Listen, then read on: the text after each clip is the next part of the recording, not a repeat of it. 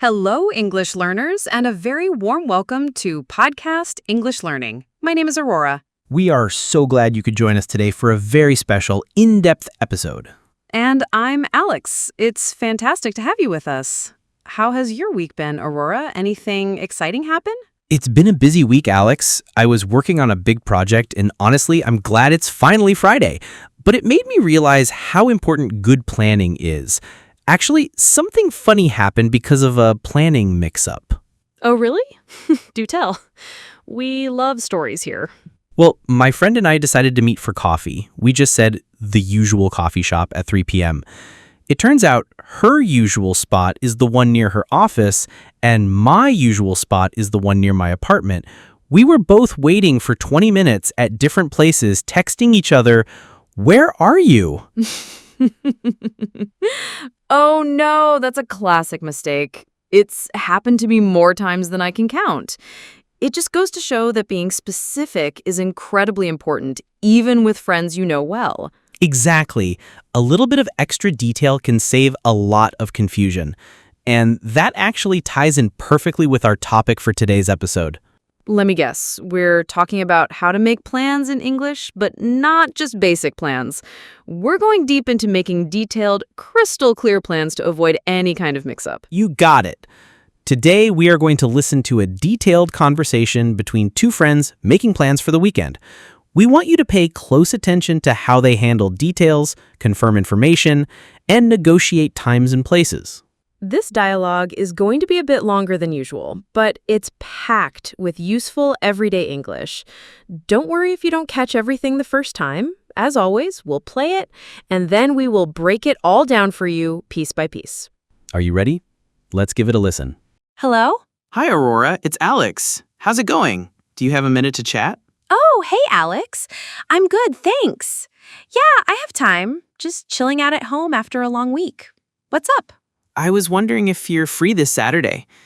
I know this is a bit last minute, but I managed to get my hands on a couple of tickets for that new sci-fi movie, Galaxy Runner. I remembered you saying you wanted to see it. Wow, no way. Galaxy Runner? I've been dying to see that. I would absolutely love to go. But hang on a second. Let me think about Saturday. I feel like there was something I was supposed to do. Oh, okay. No problem at all. Take your time. The showing is at 7 p.m., if that helps. Saturday. Ah, I remember now. I promised my aunt I'd help her with some gardening. But she's usually flexible. Let me just send her a quick text and see if we can reschedule for Sunday. Hold on. Sure, go ahead. No rush. I'll be here.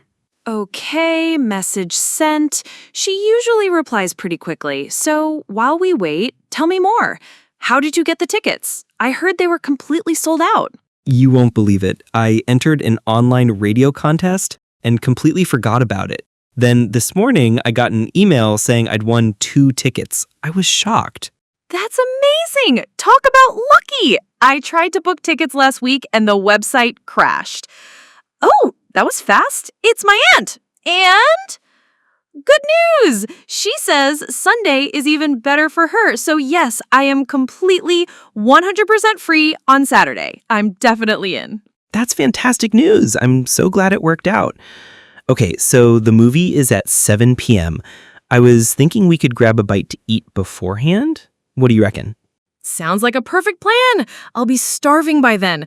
Where are you thinking of going? Well, to make things easy, how about we meet at the city center mall?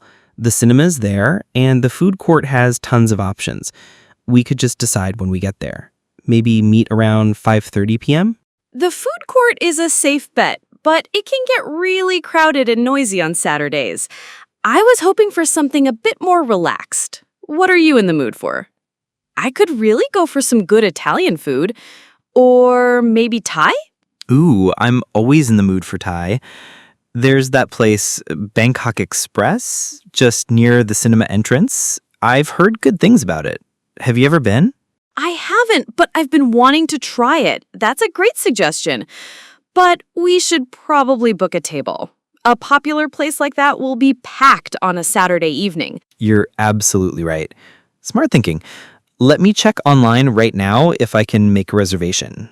What time should I book it for? 5:45 p.m.? 5:45 p.m. sounds good. That gives us over an hour to eat before the movie starts. We won't have to rush. Okay, I'm on their website. Let's see. Reservation for 2 at 5:45. It looks like they are fully booked from 6 p.m. onwards, but they have a spot at 5:30 p.m. Is that too early? No, 5:30 p.m. is perfect. Let's grab it before it's gone. Done. Reservation confirmed for 2 people at Bangkok Express for 5:30 p.m. I'll forward the confirmation email to you. Awesome. Okay, so food is sorted. Now, logistics. How are we getting there? Are you driving, or should we plan to use public transport?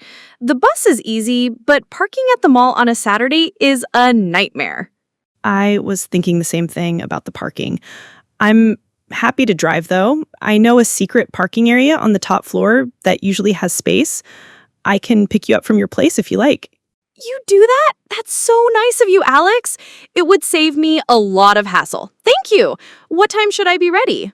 Well, if our dinner reservation is at 5:30 and it takes about 20 minutes to get to the mall, I should probably pick you up around 4:50 or 5 o'clock p.m. just to be safe. Let's say 5 o'clock sharp. 5 o'clock sharp at my place. Got it. I'll be ready. This is shaping up to be a great evening. By the way, have you seen the reviews for Galaxy Runner? The special effects are supposed to be out of this world. I know, I've seen them. And it stars that actress, Lena Vance. I thought she was brilliant in that thriller we saw last year. She always picks interesting roles. I agree. She makes any movie better. I'm so excited. Okay, I think we have a solid plan now, right? No room for a wrong coffee shop mix-up this time. I hope not. Let's do a final confirmation, just to be absolutely sure. My turn to summarize. Go for it. All right, so the plan for this Saturday is I will pick you up from your house at 5 p.m. sharp. We will drive to the City Center Mall. We have a dinner reservation at Bangkok Express at 5:30 p.m. After that, we'll head to the cinema to watch Galaxy Runner, which starts at 7 p.m. How does that sound? That sounds like a perfect, foolproof plan. I have it all in my calendar. I'm really, really looking forward to it, Alex. Thanks so much for thinking of me. Of course. I couldn't think of anyone better to watch it with. It's going to be a great evening. Definitely. All right, I'll let you go now. Have a great evening. You too. See you on Saturday at 5. See you then. Bye. Wow. Now that was a detailed conversation. They covered everything, didn't they? They sure did. From checking their schedules, to transport, to making a dinner reservation, to a final clear confirmation. This is exactly how you make a plan that won't fail. And it was full of incredibly useful English. So now, as promised, let's dive in and look at some of the key language from that dialogue. This is our language takeaway. We have a lot to cover today. Let's start with a phrase Alex used near the beginning. I know this is a bit last minute. I know this is a bit last minute. This is a wonderful, polite phrase to use when you are inviting someone to do something without giving them much advance notice. Last minute means at the latest possible time before an event. Exactly. By saying this, you acknowledge that it might be inconvenient for the other person, which makes you sound more considerate. Let's listen to a few examples. Example 1. I know this is a bit last minute, but are you free for dinner tonight? Example 2. She called me last minute to cancel our meeting. Example 3. Sorry for the last minute invitation, but we decided to have a small get-together. Our next phrase is one Aurora used when she wasn't sure about her schedule. I feel like there was something I was supposed to do. I feel like. This is a very common way to express a vague feeling or a memory that isn't clear. It's softer than saying I think or I know. It shows uncertainty. Right. You're not stating a fact, just a feeling or a hunch. It's very useful when you're not 100% sure about something. Example 1. I feel like we've met before. Example 2. I feel like I'm forgetting something important. Example 3. He said he was fine, but I feel like something is wrong. Next up, talk about lucky. I used this phrase after Alex said he won the tickets. Talk about lucky. This is an exclamation. It's an idiomatic way to say that is a great example of being lucky, or that's extremely lucky. You can replace lucky with other adjectives too. It's a great way to add emphasis and sound more fluent. Example 1. Seeing a huge traffic jam. Talk about bad timing. We're going to be late. Example 2. After a very difficult exam. Talk about a hard test. I'm not sure I passed. Example 3. Looking at a beautiful sunset. Wow, talk about perfect view. Okay, let's look at another one. When they decided on the restaurant, Aurora said, "That's a safe bet." A safe bet. A bet is a risk, but a safe bet is a choice or decision that is almost certain to be successful or good. It's a reliable option with very little risk of being a bad choice. This is used a lot in decision-making. You're choosing the option that is most likely to work out well. Example 1. Ordering pizza for the party is a safe bet. Everyone likes pizza. Example 2. If you're not sure what to wear, a simple black dress is always a safe bet. Example 3. It's a safe bet that it will be cold in the mountains, so pack a warm jacket. And one more for this section, the final confirmation. Alex said, "Let's do a final confirmation, just to be absolutely sure." The verb here is to confirm, meaning to check or state that something is definite or true. Confirming plans is a crucial step in English-speaking cultures to show that you are organized and respectful of the other person's time. It avoids any and all misunderstandings. You can confirm details, times, locations, anything. Example 1. Can you please confirm your attendance by Friday? Example 2. I'm calling to confirm my doctor's appointment for tomorrow at 10 a.m. Example 3. He forwarded the email to me to confirm our dinner reservation. Cultural focus. The art of making plans.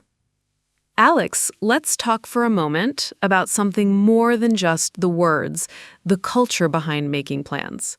In our dialogue, you heard us being very specific about times, like 5 p.m. sharp. That idea of punctuality is really important in many English-speaking cultures, isn't it? It really is. Being on time is seen as a sign of respect. If you say you'll be somewhere at 5 p.m., the expectation is that you will be there at 5 p.m., not 5:15 or 5:20. If you are going to be late, it's considered polite to send a message to let the other person know. That's a great point. Another thing is the idea of flaking on plans. To flake is an informal verb that means to cancel plans at the last minute without a good reason. It's generally seen as very rude and unreliable. Absolutely. If you have to cancel, it's best to do it as far in advance as possible and with a genuine apology and reason. In the dialogue, Aurora immediately checked with her aunt. She didn't wait until Saturday morning to cancel on Alex. That shows she respects his time. And what about declining an invitation? If you can't go, what's a polite way to say no? Politeness is key. You should first thank the person for the invitation. Then you usually give a brief, simple reason why you can't make it. You don't have to give too many details. Something like, "Thank you so much for inviting me. That sounds like so much fun, but unfortunately, I have a prior commitment that day." And if you want, you can suggest meeting another time to show you're still interested in seeing them. I have a prior commitment. That's a fantastic, polite phrase that works for almost any situation. It's vague, but respectful. This cultural context is just as important as the vocabulary itself for communicating effectively. Putting it together. Now let's look at how we can put some of these phrases together to build fluent sentences. This is putting it together. Let's focus on polite indirect questions. In the dialogue, Alex didn't say, "Are you free on Saturday?" He said, "I was wondering if you're free this Saturday." This is a much softer and more polite way to ask. "I was wondering if" is a structure you can use for any polite request. It makes it feel less like a direct demand and more like a gentle suggestion. Let's practice.